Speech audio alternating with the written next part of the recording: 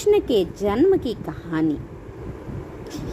द्वापर के अंत में भजमान यदुवंशी के वंश में शूरसेन नाम का एक बड़ा प्रतापी राजा हुआ। राजा शूरसेन के मरीष्या नाम की स्त्री से 5 कन्याएं और वासुदेव आदि 10 पुत्र उत्पन्न हुए। बड़े बेटे वासुदेव जी ने अपना पहला विवाह राजा रोहण की बेटी रोहिणी से किया। वासुदेव जी के 17 पटरानियां थीं।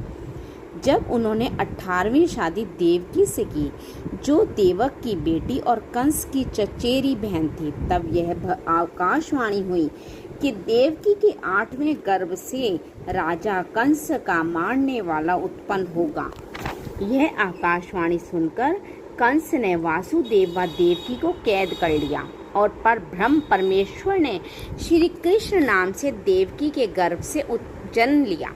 इतनी कथा सुनकर राजा ने पूछा कि महाराज, किस तरह कंस उत्पन्न हुआ और क्यों कर श्याम सुंदर मथुरा में जन्म लेकर गोकुल में गए, यह वह कथा विधि पूर्वक वर्णन कीजिए। सुखदेव जी बोले, हे राजन, उन दिनों यदुवंशी राजा आहुक मथुरापुरी का राजा राज्य करता था।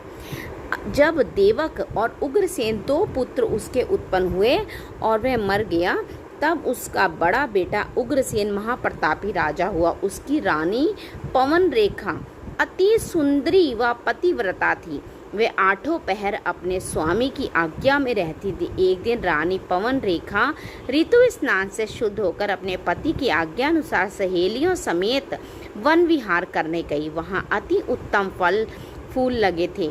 अनेक रंग के पक्षी सुहावनी बोली बोलते थे। ठंडी मंद सुगंध पवन चलती थी। एक और यमुना जी लहरें लेती थी। ऐसी शोभा देकर पवन रेखा रथ से उतरकर वन में घूमने लगी।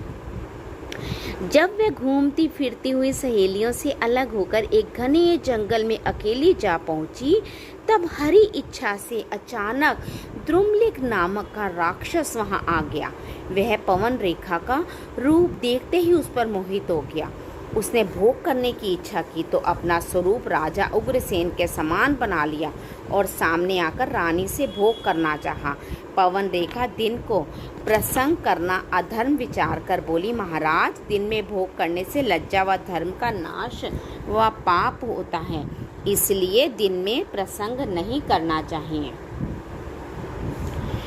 इसी तरह अनेक बातें कहकर पवन रेखा ने अपने को बचाना चाहा, पर द्रुमलिक राक्षस ने, जो काम के वश में हो रहा था, रानी का हाथ बरजोरी पकड़ लिया और पृथ्वी पर गिराकर उसके साथ भोग किया। पवन रेखा भी उसको अपना पति